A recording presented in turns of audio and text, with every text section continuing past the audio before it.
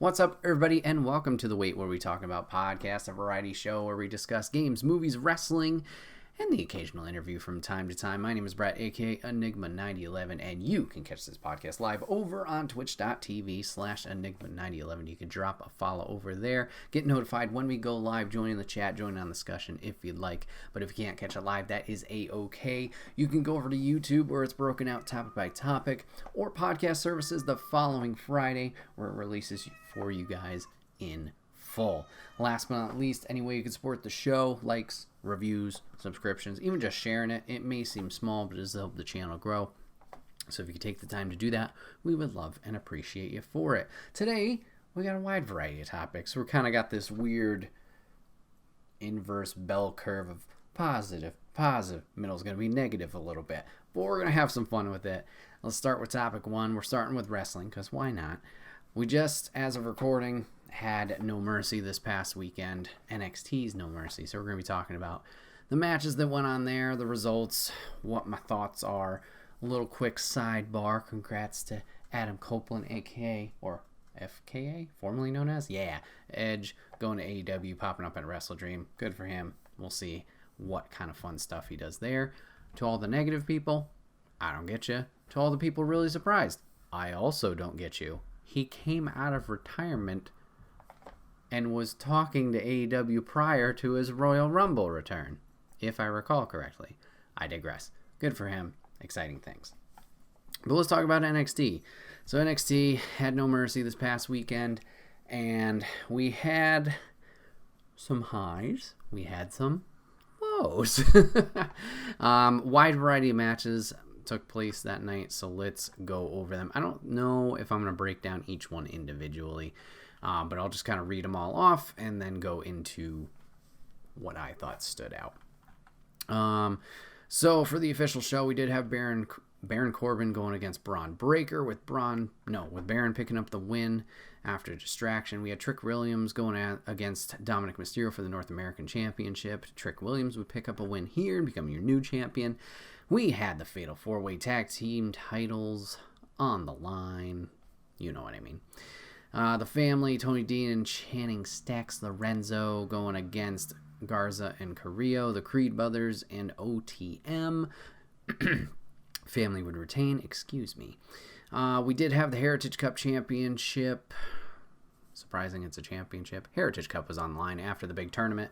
Noam Dar going against Butch. Noam survived with some interference and shenanigans, with Ilya Dragunov against Carmelo Hayes for the NXT Championship. New champ there as Ilya picked up the win.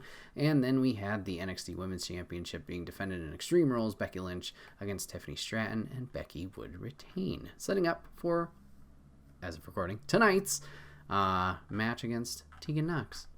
So 6 or 7 matches. Let's dive into it. Overall thoughts of the event to start. This event was fine to boring for a decent chunk of it, in my opinion. It wasn't anything that was bad. There was one moment that was really bad. There wasn't anything that was particularly bad or anything like that. It was just nothing really kind of caught fire, I would say, until the semi-main and main events. Everything else was just kind of okay, or the storytelling aspects I feel just kind of missed and didn't hit their marks like they should have, and that was a little disappointing. Like I said, once we got to the end, those 2 matches I'm very excited to talk about, because those ones are amazing, and I think if you missed this weekend for any reason, you should definitely go check out those 2, because they were hard-hitting, they were very, very good, and I think all 4 of those participants crushed it. So let's talk about the rest of the event, shall we? So we had heel versus heel, Corbin versus Breaker. Not much to say about this one, to be honest. They went around the ring and the barricade area and just kind of beat each other up. There were some table spots. We had an Undertaker-esque type moment with Braun doing a whole Hulk Hogan, energy ramp-up type thing, like resurrection. So it looked like Braun was going to pick up the win, but then with a little continuation of his storyline, surprisingly, Von Wagner did not return from his incident with the stairs, but instead his manager decided to get involved. So Robert Stone distracted Braun by jumping at him. He got caught and then thrown out to some security guards. Braun turned around and ate an end of days. So Baron picked up the win here. Cool, Corbin got a win. But yeah, I was kind of surprised. Like I said, it wasn't Vaughn that was the one that came in, made a return. Especially with the heel v heel dynamic. I thought maybe the face would return, beat them both up. I know that ends in a non-finish type deal. But I thought that would have been a nice thing to do, or at least would have got the crowd behind it. But whatever. So Baron wins here. I assume Breakker will continue his feud with Wagner. North American Championship. Okay, I will say this one was not awful. Surprisingly, Dom was by himself. No Rhea, no other Judgment Day members. Still played the, heel that he's going to be, running around, running away, cheating, things of that nature. But Trick's been picking up some steam for himself, and he did decent in this match. There were a few things that could have been a little cleaner, but the crowd for sure was behind him. That was nice to see, especially with NXT being only the Florida-based promotion for most of their time, except for these PLEs where they'll go to different towns. It's good to see that the reception is there for these guys. It's not... granted, we've had NXT, or at least this non-talent show iteration of NXT for quite some time. But it felt like the audience, especially with old call-ups, let's say, not that these guys are call-ups, but call-ups for other NXT superstars, the black and gold brand, you could bring them up to the main roster, and sometimes there would be little to no reaction on a week-to-week show. Granted, maybe that's the point. It's a week-to-week show, or that's why it was that way. While this is obviously an NXT-focused event, so obviously the NXT fans are going to go to that event. Maybe I just talked myself out of it. But regardless, very cool to see Trick, especially with his entrance. A lot of the crowd being into it and cheering him on during this match. That was good to see. It's good to see that he's getting over, and hopefully this can translate when anybody does make that jump to the main roster. I don't know. I'm sure the main roster superstars like Dom, like Baron, like Becky, like others, with that cross promotion that they're doing now, I'm sure that adds to it, kind of helps. Obviously, we've seen Trick and Carmella, I believe, on SmackDown recently in the past month or two, along with some other NXT people. So they're trying to do more of this weaving of the web, still keeping the brands separate, which I appreciate personally. I know, obviously, you could say, like, oh, well, Dom's got the title. Well, yeah, I get that. But weaving it so there is a little bit of, not a grace period, a better transition instead of just like, you're only this, and then you're brand spanking new here where there's no momentum, unless obviously the people who are really digesting everything know.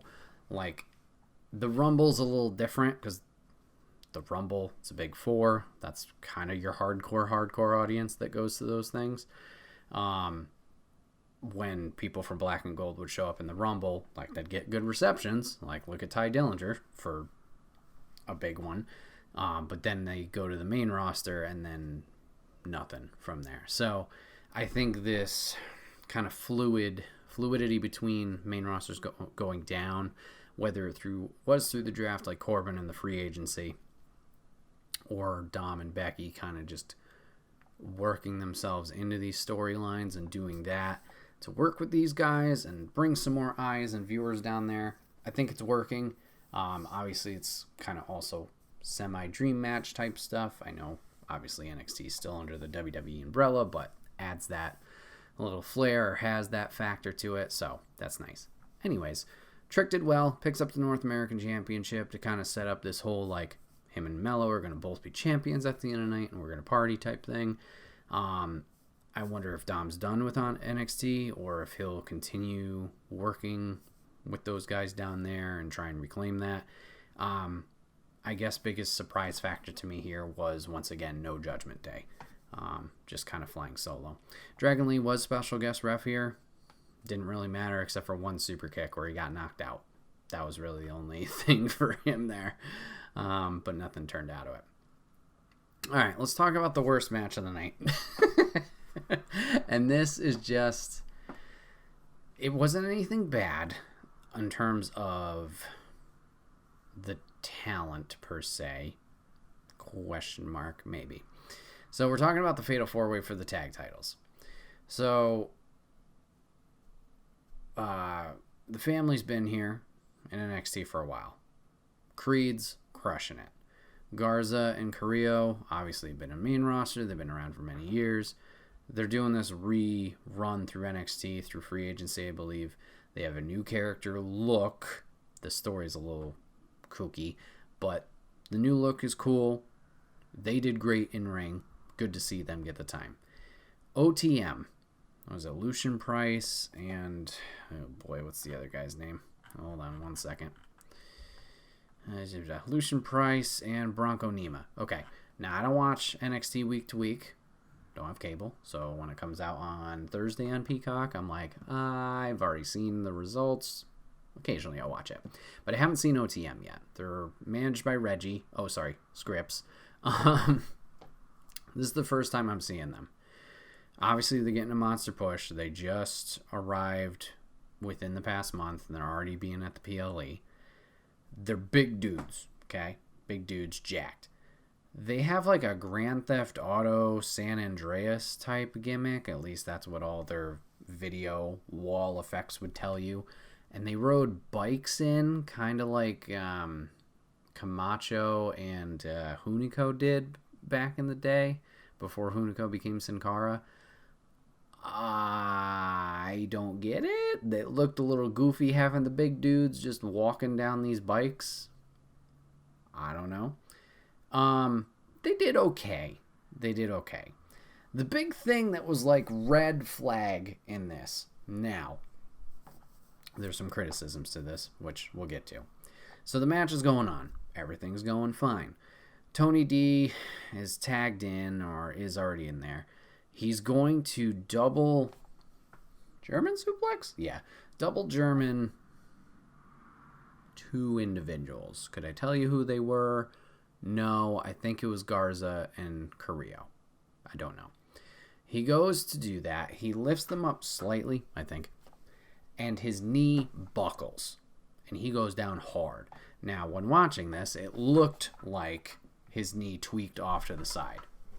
In watching the replay, I didn't see that, so I don't know if it was just in the moment, oh my god, like, whatever. So, knee tweaks, he crumbles, and he grabs it immediately and is kind of screaming his head off, or in pain. Garza jumps on him to continue the attack. Well, he goes after him to continue the attack. The referee jumps on him to be like, whoa, and like stop it and check up on him. So we're like, uh-oh, this is a legit injury. That's not good. What do we do here? And that's exactly what everyone else in the ring did. Everyone was deer in the headlights of like, what do we do? Okay, now let's continue down this path for a moment. Totally fine. Okay. Injuries happen. You need, that's especially with 8 people in a tag team, multi-man team thing.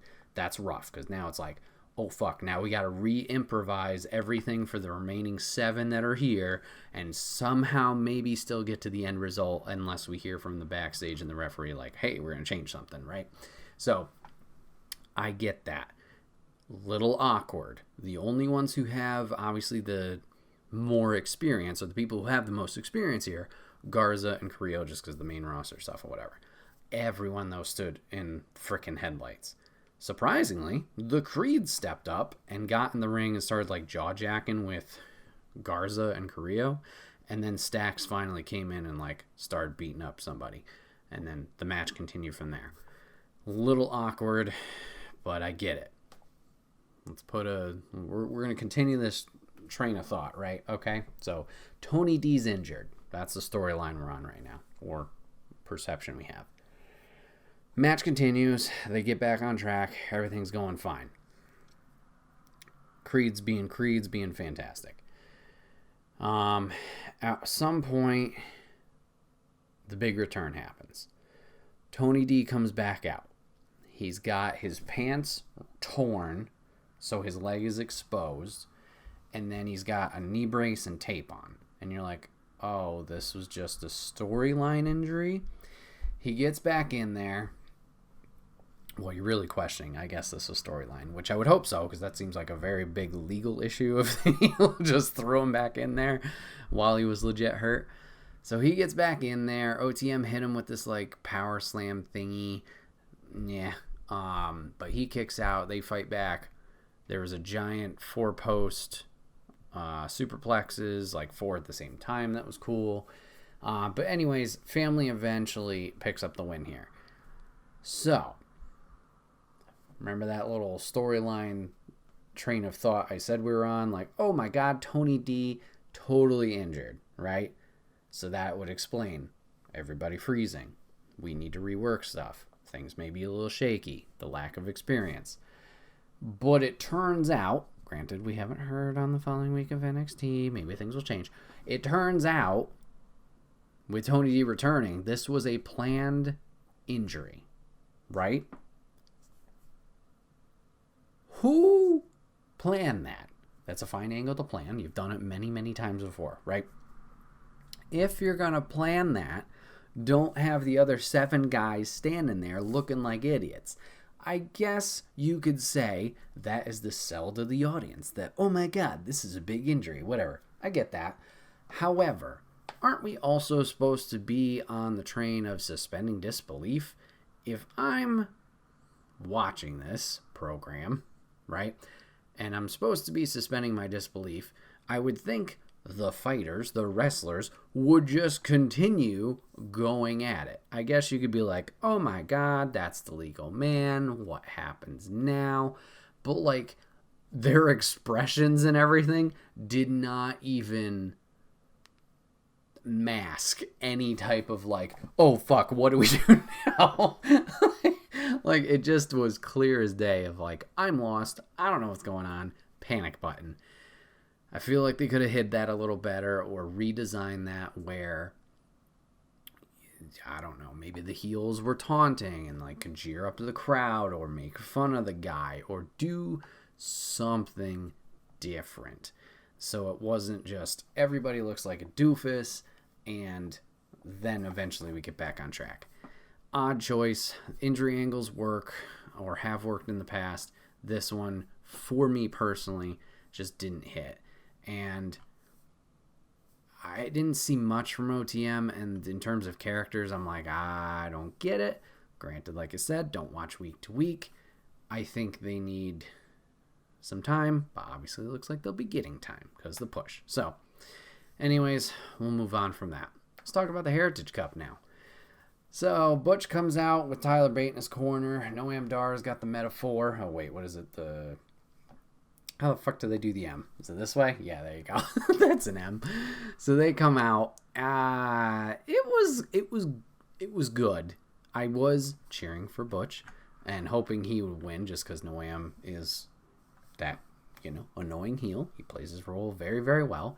But there were shenanigans. There was hits after the bell. There was interference by Jakara and Lash. I believe Oro Mensah got hit in at some point. Eventually, Tyler did try and even the odds towards the end. But anyways, we get to a one-on-one. It's the final round. These guys are slugging each other. Pete hits the, bip-bop thing that Bate does and the Tyler Driver 97. Hits both of those. Neither of those work. Hits the bitter end? Think so. And then Wolfgang and Mark Coffey, Gals start attacking Tyler Bate outside. Butch goes and dives on him, clears him, goes back in the ring. Uh-oh, here's Joe Coffey tumbling in the ring. The other guy in the finals of the tournament smacks him. Noam takes advantage of this, picks up the 1-2-3, and he retains. So, just frustrating because the bad guy doing bad stuff. The match wasn't all that bad. It's the weird pacing thing with the Heritage Cup. I like it and I don't like it at times. But now we get Gallus versus British Strong Style on Tuesday. So we'll see what that turns into. But yeah, no M retains after this big tournament across all brands. All right, let's start getting the good stuff, shall we? Dragunov versus Carmelo for the NXT Championship. Holy shit, these guys were hitting each other hard. I mean, Dragunov does that with all of his matches, but damn. Not going to be able to recount this move by move. Definitely not. But we had some stiff shots, stiff chops, stiff kicks. We had one point where Dragunov looked like he got spiked on his head, which was kind of scary. We had a lot of those diving forearms. We had the springboard DDT thing. We had the code breaker looking thing. Both of these guys did really well. Dragunov was in control for a decent chunk of the beginning, and then he started trading back and forth later on. Eventually that forearm, I believe off the top rope, would take it here. The two would shake hands and embrace at the end, leaving Carmelo a little frustrated later on, which I think story-wise this makes the most sense for Ilya to pick up the win. Honestly, also a little surprised. Thought maybe Ilya would go main roster at this point because there was nothing left for him to do, it seemed. But all in all, this makes more sense with now we can get a little bit more tension as we saw at the very end of the night between Mello and Trick, as Mello kind of eyed up his North American Championship that Trick now has, and we can start kind of, not that I want them to break up, but that seems to be the way they're going, sets up that next story there. But yeah, those guys did great. Definitely go watch that one if you have time. And let's talk about the ladies too, because this one you need to watch too. Holy shit.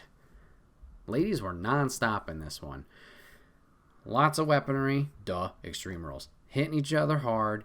Going bing, bing, bing. Boom, boom, boom. No stop. Nothing. Just going full force. Pedal to the metal of this one. They fought into the crowd initially.